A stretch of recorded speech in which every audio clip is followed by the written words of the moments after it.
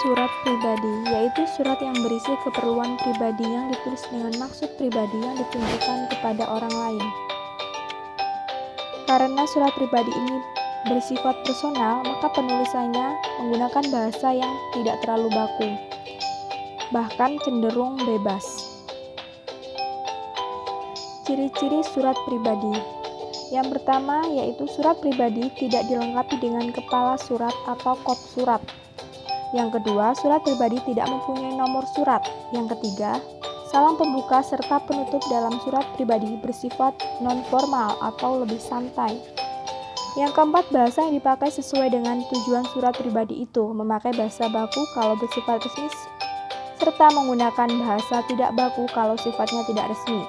Yang kelima, format surat pribadi biasanya lebih bebas.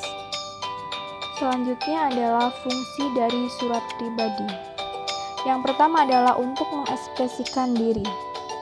Surat pribadi biasanya dipakai untuk keperluan personal.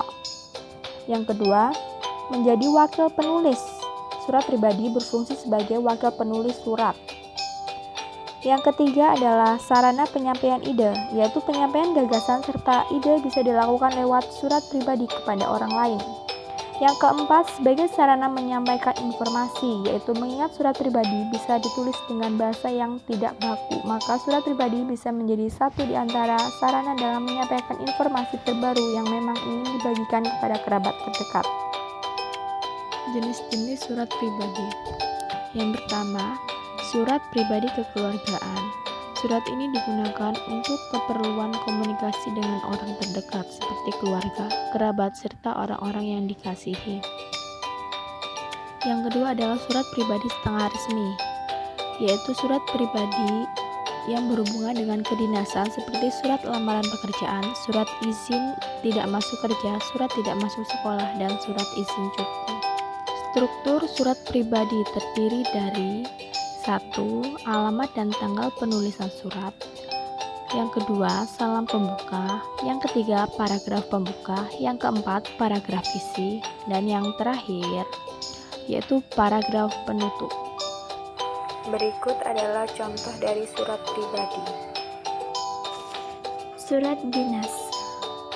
Surat dinas merupakan surat resmi yang berisi hal-hal yang berhubungan dengan kedinasan dari lembaga atau instansi tertentu. Tujuan surat dinas. Tujuan surat dinas adalah untuk keperluan menyampaikan pemberitahuan, suatu izin, pengumuman, penugasan, dan lain-lain kepada staf di instansi atau lembaga terkait. Jadi, surat dinas ini bukan seperti surat-surat cinta ataupun surat-surat seperti yang dikirim oleh teman ke teman, tapi surat dinas ini lebih ke formal. Ciri-ciri surat dinas. 1. Menggunakan bahasa baku agar bahasa ini bisa untuk dipahami semuanya. 2. Dilengkapi kop surat yang menyebutkan nama lembaga atau instansi. 3. Menggunakan bahasa yang singkat, padat, dan efektif. 4. Selalu dicantumkan nomor surat, perihal, tanggal, alamat tujuan, dan lampiran jika tersedia. 5. Dibubuhkan stempel atau cap khusus untuk kondisi tertentu. Keenam, pada bagian surat terdapat salam pembuka dan salam penutup sebagai bentuk kesopanan. Fungsi surat dinas. Adapun fungsinya, 1. Sebagai sarana informasi atau pemberitahuan. 2. Sebagai bukti tertulis dalam bentuk dokumen. 3. Sebagai pedoman kerja dalam melakukan suatu kegiatan. 4. Sebagai alat untuk pengingat bagi penerima surat. 5. Sebagai bukti historis dan bukti kronologis jika sewaktu-waktu diperlukan. Struktur surat dinas. Di antaranya 1. Kepala surat atau kop surat. 2.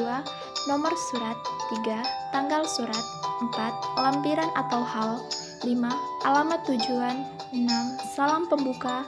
7. Isi surat. 8. Salam penutup. 9. Tanda tangan pengirim surat. 10. Tembusan.